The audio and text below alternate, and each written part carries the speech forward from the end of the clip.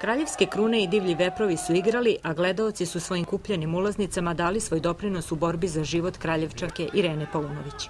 Pa došli smo zbog ove humanitarne akcije za Irenu, eto da pomognemo našim malim učešćem, prilogom. Naravno smo ovde da podržimo obe ekipe u borbi za play-off i naravno da akciju humanog karaktera.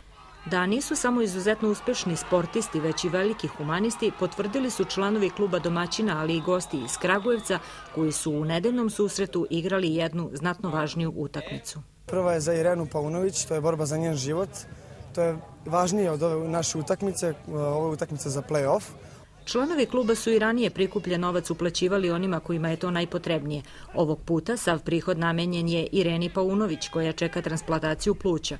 Iako su siguran plasman u polufinale Juniorske lige Srbije obezbedili gosti iz Kragujevca, ni za Kraljevske krune nije sve izgubljeno. Njihova želja je da Irena ode na operaciju, a posle poraza od divljih veprova rezultatom 56:46, da li će se Kraljevske krune plasirati u završnicu, odlučit će rezultati poslednje kola.